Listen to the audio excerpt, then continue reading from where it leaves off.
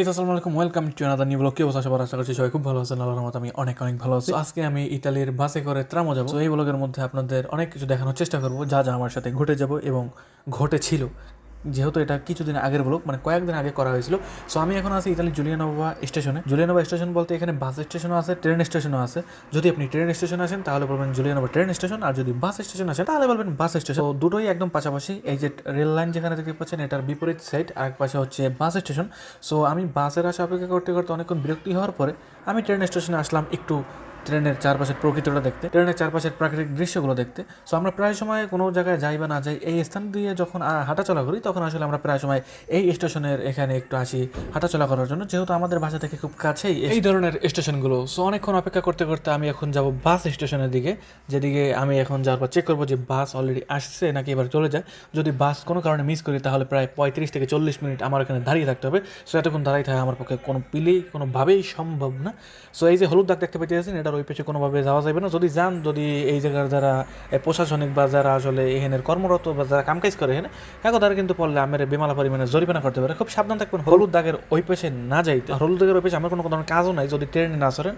আর এই ইউরোপের দেশে কিন্তু ওই রেল লাইনের উপর দিয়ে কিন্তু মানুষ পারাপার হয় না, এইটার নিচ দিয়ে ছোটো করে রাস্তা বানিয়ে আছে এক টার্মিনাল থেকে অন্য টার্মিনাল যাওয়ার জন্য। একদম মাটির নিচ থেকে গর্ত করে বিশাল বিশাল রাস্তা মানুষের জন্য বানানো আছে।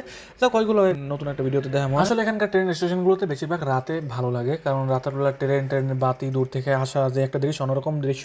সো রাতের বেলা দৃশ্যটা হয়তো আমি ফোনের মধ্যে অতটা ক্যাপচার করতে পারবো না বা আপনাদেরকে সুন্দরভাবে দেখাতে পারবো না, যার জন্য আসলে দিনের বেলা যেহেতু রেজলিউশন ভালো হয় বা ভিডিও করলে জিনিসটা আরও সুন্দরভাবে ফোটে। সো এই জন্য আসলে আমরা দিনের বেলা ভিডিও করার নিয়ত করলাম, মানে দিনের বেলা ভিডিওটা করছি। সো এবার আমি আসি বাস স্টেশনে। আর বাস স্টেশনে বিভিন্ন দেশের মানুষ আছে এখানে, আফ্রিকান, নাইজেরিয়ান, তারপর সেনেগালিয়া, তারপর চায়না, বিভিন্ন দেশের মানুষজন এই জায়গায় থাকে, মানে এক স্থান থেকে অন্য স্থানে যেহেতু যায়। আর এটা একটা ইন্টারন্যাশনাল বা অনেক দেশের ইউরোপের বাসও এই জায়গায় আসে অনেক সময় থামে। তো এই স্টেশনটা এমন একটা স্টেশন যেখানে আপনি না বলার পরেও বাস এখানে থামবে, কারণ এখান থেকে প্রচুর পরিমাণে মানুষ ওঠে, প্রচুর পরিমাণে মানুষ নামে, বলতে পারেন একটা আন্তর্জাতিক স্টেশন আর কি। আর অন্য স্টেশনগুলোতে আপনাকে আসলে হাত উঠাতে হয় বা বাস থেকে যখন নামবেন তখন আসলে স্টপ বাটনে চাপ দিতে হয়। বাট এই স্টেশনটা হচ্ছে এমন একটা স্টেশন যেখানে আপনাকে কোনো ধরনের বলা লাগে না যেখানে থামা বা এখান থেকে আমি উঠতে চাই, এখানে সর্বদা বাসগুলো থামে। যে জিনিস সাথে করে দেখাইছিলাম ওই জিনিসটা হয়েছিল বাসের টিকিট। আর টিকিটের দাম কিন্তু ইতালিতে প্রচুর পরিমাণে, 3 ইউরো 20 পয়সা নিয়েছিল এই একটা টিকিটের দাম, যেটা আমাদের দেশে প্রায় 450 টাকার উপরে দাম আছে। মানে এই বাস ভ্রমণটা ছিল প্রায় 40 থেকে 45 মিনিট। এত কম সময়ে এত বেশি ভাড়া এই দেশে বাসে নেয়, যেটা আসলে ধারণার বাইরে। প্রচুর পরিমাণে টিকিটের দাম এইসব দেশে বাসে। আর বাসের টিকিট চাইলে আপনি কাটতে পারেন, নাও কাটতে পারেন, কোনো ধরনের বাধ্যবাধকতা নেই। তারপরে যদি বাসের মধ্যে হঠাৎ যদি যারা আসলে টিকিট চেক করে তারা যদি উঠে যায় তাহলে আপনাকে মোটা অঙ্কের জরিমানা করতে পারে।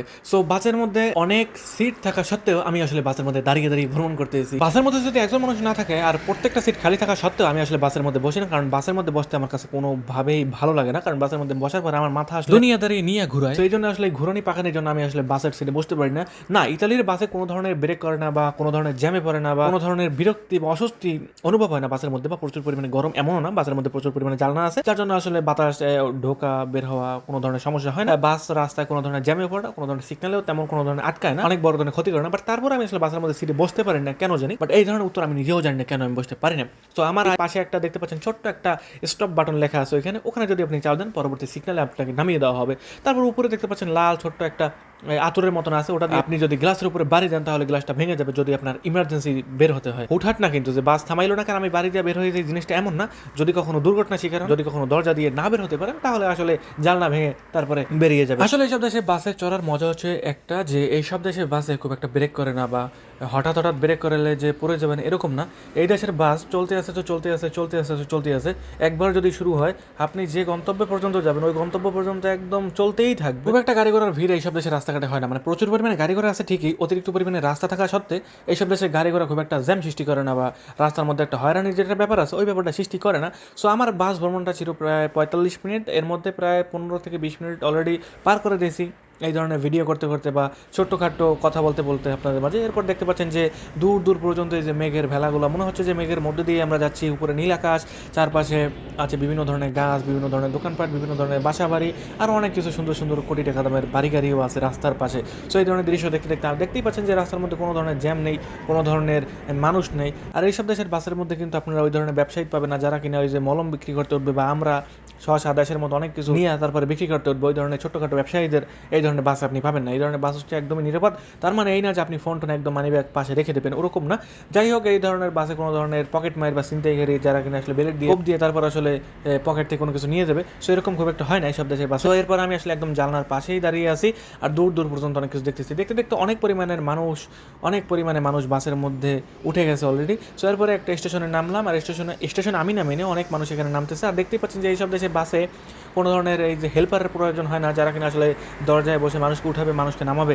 এই দেশের যিনি ড্রাইভার তিনি আসলে হেল্পার হয়ে যায়, কারণ তার ওখানে কন্ট্রোল থাকে, এই কন্ট্রোলের মাধ্যমে সে এই দরজাটাকে ঠিক এইভাবে করে আটকিয়ে দেয়, এবং তার ওখানে একটা ক্যামেরা থাকে যাতে করে ড্রাইভার বুঝতে পারে যে কোনো মানুষ এখনো বাইরে আসে নাকি কোনো মানুষ এখনো ভিতর থেকে বাইরে নামতেছে। সো এই ধরনের কন্ট্রোল খুবই সুন্দরভাবে সে দেখতেই পাচ্ছেন যে এখানে জানলার উপরে লেখা আছে যে কোনো ধরনের বিপদ আপদ হলে আপনি চাইলে জানলাকে ভেঙে তারপর বেরিয়ে যেতে পারবেন।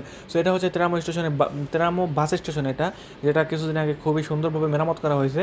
আগে এটার মধ্যে অনেকবার বাস ঘুরতো, মানে ভিতরে ঢোকার পর কয়েকটা করে ঘোরানি দিত, কিন্তু এখন আর এই ঘোরানিটা দেয় না। এখন এটাকে খুবই সহজভাবে বাস এক পাশ দিয়ে ঢোকে, আর এক পাশ দিয়ে বের হয়ে তারপর আর এক পাশ দিয়ে চলে যায় অন্য একটা স্টেশনে। সো পরবর্তী স্টেশনেই আমরা নামবো। সেটা হচ্ছে তেরামোর একটা হিস্টোরিক্যাল বা বলতে পারেন যে ঐতিহাসিক একটা স্থান, যেখানে আসলে ওদের দেশের ইতালির বিভিন্ন ধরনের ইতিহাস মিশে আছে এই ধরনের হিস্টোরির সাথে। সো দেখতেই পাচ্ছেন এর মধ্যে আমার চেহারাটাকে দেখালাম। এরপর আমি তেরামো আসার পর আমার যে ধরনের কাজ করছি, কাজটা মোটামুটি এখন পর্যন্ত কমপ্লিট হয় না, পরবর্তী আবার আসতে হবে। সো এরপর আমি তেরামো আসার পরে বাঙালিদের দোকান থেকে এই ধরনের একটা মরিচের সস নিয়ে এনেছি, যেটার দাম নিচে প্রায় €1.80, যেটা ছিল প্রচুর পরিমাণে ঝাল। আমি তাদেরকে জিজ্ঞেস করছিলাম যেটা ঝাল হবে কিনা, তারা বলেছে প্রচুর পরিমাণে ঝাল। আগেরবার একটা কাঁচামরিচের সস কিনছিলাম, যেটার উপরে লেখা ছিল কাঁচামরিচ, বাট ভিতরে ছিল প্রচুর মিষ্টি, কোনো ধরনের ঝাল ছিল না। বাট এইটা আমি খুলে টেস্ট করছিলাম, প্রচুর পরিমাণে ঝাল ছিল ভিতরে, একদম মনে হয় যে গুঁড়ো শুকনো মরিচটা একদম গুঁড়ো করে তারপরে বানানো হয়েছিল। সো গাইস, এই হচ্ছে ইতালির তেরামো শহর। কেমন দেখা যাচ্ছে আমাকে অবশ্যই কিন্তু কমেন্ট করে জানাতে বলবেন না। আর আমি এখন অপেক্ষায় আছি বাসের জন্য, কখন বাস ছাড়বে সেটা দেখার অপেক্ষায় আছি। সো বাস আসতে আসতে প্রায় আরও আধা ঘন্টার মতো লেট হতে পারে। এই তেরামো শহরে দেখার মতো তেমন কোনো ধরনের জিনিসপত্র এখানে নেই, বা স্পেশাল কোনো কিছু নেই যেটা নিয়ে আসলে ভিডিও করতে পারবো। সো এই শহরের মধ্যে বেশিরভাগ হচ্ছে পাহাড় পর্বত, এছাড়া তেমন কিছু নেই, রাস্তাঘাটগুলো আছে। বাট আমরা যেখানে থাকি জুলিয়ানোভা শহরে, ওই শহরে আছে প্রচুর পরিমাণে ঘোরাফেরার স্থান, যেটা দেখার মতো অনেক কিছু আছে, যেটা আসলে ভিডিও করে শেষ করা যাবে না। সো দেখতে দেখতে আমার বাস চলে আসলো, এবং বলেছিলাম যে এখানে প্রচুর পরিমাণে পাহাড় আছে। যেই কথা সেই কাজে দেখতে পাচ্ছেন যে দূর দূর পর্যন্ত বিশাল বিশাল বড় বড় পাহাড় আছে, যে পাহাড়গুলো একদম মেঘ ছুঁই ছুঁই অবস্থা। মাঝে মাঝে পাহাড়ের নিচে থাকে মেঘ, এই দৃশ্যগুলো দেখা যায়, বাট এই মুহূর্তে দেখতে পাচ্ছি না। হয়তো আমার আগের ভিডিওগুলো যদি চেক করেন তাহলে দেখতে পারবেন যে মেঘের উপরে পাহাড়। সো বাস একদম চলছে, আবার যেই পথ দিয়ে আমি এসেছিলাম সেই পথের দিকে আবার যাচ্ছে, অন্য বাস ওই পেজ দিয়ে ক্রস করছে। এই ধরনের ভিউগুলো যে দেখবে তার কাছে আসলে মন ছুঁয়ে যাওয়ার মতন অবস্থা, এরকম একটা অনুভূতি সে পাবে। সো অন্যরকম দৃশ্য এই ধরনের রাস্তাঘাটগুলো দেখলে আমার কাছে মনে হয়। ওই দেখেন রাস্তাঘাটগুলো কি সুন্দর চিপা চাপা অলিগলি দিয়ে, ভিতর দিয়ে, নিচ দিয়ে, পাহাড়ের মধ্যে দিয়ে। সো এরকম দৃশ্যগুলো না দেখতে হলে আপনাকে অবশ্যই ইউরোপের দেশগুলোতে আসতে হবে। চাইলে ইউরোপ আসতে পারেন, ইতালিতে আসতে বলবো এটা না, ইতালি ছাড়াও বহুত বহুত দেশ আছে যে দেশগুলোতে আপনারা চাইলে ঘুরে ফিরে আসতে পারেন এবং দেখতে পারেন। সো হঠাৎ করে একটা অলিভা গাছ চোখে পড়লো আমাদের বাসার সামনে। সো অলিভা গাছগুলো না একদম এমনভাবে মোড়ানো, যেটা দেখে আসলে মনে হয়েছে যে কাপড় শুকানোর জন্য যেভাবে আসলে জামা কাপড়গুলো মোড়ান না, ঠিক ওইভাবে এটা এমনভাবে পেঁচাইতে মনে হয় যে গাছগুলো ছিঁড়ে যাওয়ার মতন অবস্থা। সো আমার বাস ভ্রমণ শেষ। এটা হচ্ছে পরের দিনের দৃশ্য। সকালবেলা আমরা হাঁটতে হাঁটতে বের হই এবং অলিভা গাছটা চোখে পড়লো, ওই জিনিসটাকে দেখালাম। এরপর আম্মুর একজোড়া ছোট্টখাটো বাসায় ব্যবহার করার জন্য জুতো লাগবে, স্যাম্পল, বেশি এক্সপেন্সিভ বা বেশি দামি না, নর্মাল জুতাগুলো যেগুলো থাকে, বাট সেগুলোর দাম দেখতে পাচ্ছেন খুবই সস্তা ইউরোপের দেশে, €11, €12, যেগুলো আমাদের দেশে থাকতে আমরা কিনতাম ৳60, ৳70 করে জোড়া, যেটা আসলে ইউরোপের দেশে আসলে সেগুলোর দাম প্রায় ৳2000 পর্যন্ত দাম উঠতে পারে। সো অনেকই সস্তা ইউরোপের দেশে। অনেক সময় আপনারা বলেন যে লক্ষ লক্ষ টাকা ইউরোপের দেশে কামায়, আসলে ইউরোপের দেশে কোনো কিছুর খরচ নেই। আমরা অনেক সময় 150 কেজি খাই €600, €700 আমাদের দেশি টাকা দামের। সো অনেক অনেক সস্তা। দেখতে পাচ্ছেন এই জুতার জন্য আমি পছন্দ করেছি, এটার দাম নিচ্ছে €1.90, যেটা আমাদের দেশে প্রায় €250 উপরে দাম আছে, যেটা আমাদের দেশে মনে হয় ৳60 বেশি হবে না। সো যাই হোক, এটা ছিল ওই পর্যন্ত। এরপর আমি ছোট্ট একটা ফ্যান কিনে নিলাম। সো এই ফ্যানটা আমার খুবই পছন্দ, কারণ আমি শীতকালে ফ্যান ছাড়া আসলে কোনোভাবেই ঘুমাতে পারি না। ফ্যানের বাতাস আমি খেতে পারি না, ফ্যানের শব্দটা আমার খুবই প্রয়োজন হয়। এই জন্য আসলে ছোট্ট একটা চার্জার ফ্যান কিনলাম, যেটা আসলে আমি ডাইরেক্ট কারেন্টের মাধ্যমে ব্যবহার করার জন্য নিয়েছি, এবং এই ফ্যানটা কয়েকদিন ব্যবহারও করছি। আলহামদুলিল্লাহ ফ্যানটা মোটামুটি ভালোই ছিল। সো এই ফ্যানটার উপরে একদম প্রাইস লেখা হচ্ছে €4.90, যেটা আমাদের দেশে প্রায় €600 মতো দাম আসতে পারে। সো এরপর বাইরে যাওয়ার পর আনবক্সিং করলাম, আসলে দেখলাম যে ভিতরে ভিতরে সমস্ত কিছু আছে কিনা। সো ছোট্ট একটা কেবল দেখতে পাচ্ছেন, এরপরে ফ্যানের নিচে যেটা আসলে ফ্যানটাকে দাঁড়া করিয়ে রাখা হয় এটার উপরে, সো ছোট্ট একটা প্লাস্টিক ছিল। এরপরে আসলে ফ্যানের মেইন বডিটা এবং উপরে ছোট্ট করে একটা পুতুল লাগানো আছে, যেটা আসলে মাঝে মাঝে ধাক্কা ধাক্কা খাইলে অনেক সময় বাতি জ্বলে। সো ফ্যানের ভিতরে খুব একটা চার্জ নেই, যার কারণে আসলে শব্দটা খুব একটা আমি শোনাতে পারিনি। সো আশা করি যে ফ্যানটা আপনারা সুন্দরভাবে দেখতে পারছেন বা আমি সুন্দরভাবে দেখাইতে পারছি। সো এরপর আসলে ফ্যানটাকে বাসায় নিয়ে সুন্দরভাবে চার্জ দিতে হবে, তারপর আসলে যদি ব্যবহার করতে হয়। বাট এই তো ছোটো একটা ফ্যান আমার দেশে মনে হয় 1-150 টাকার বেশি হতো না, যেটা আমাদের এই ইতালিতে প্রচুর পরিমাণে দাম নিছে, প্রায় 600-650 টাকার মতো আমাদের দেশি টাকায় হয়। এরপরে এই ফ্যানটাকে ছোটো ভাইকে গিফট করবো যখন স্কুল থেকে বের হবে, তখন আসলে এই ফ্যানটাকে দেখলে আশা করবো যে খুশি হবে। সো দেখতে দেখতে দর্শক এই ছিল আমার আজকের ব্লগ, আপনাদের মধ্যে দেখা হবে পরবর্তী কোনো নতুন ব্লগে। সবাই ভালো থাকবেন, সুস্থ থাকবেন, নিজের খেয়াল রাখবেন। ব্লগটি ভালো লাগলে লাইক দিতে পারেন, যদি চ্যানেলের এরকম ব্লগ পরবর্তী সময় দেখতে চান তাহলে সাবস্ক্রাইব করতে পারেন। দেখা হবে পরবর্তী ভিডিওতে। বাই বাই সবাইকে।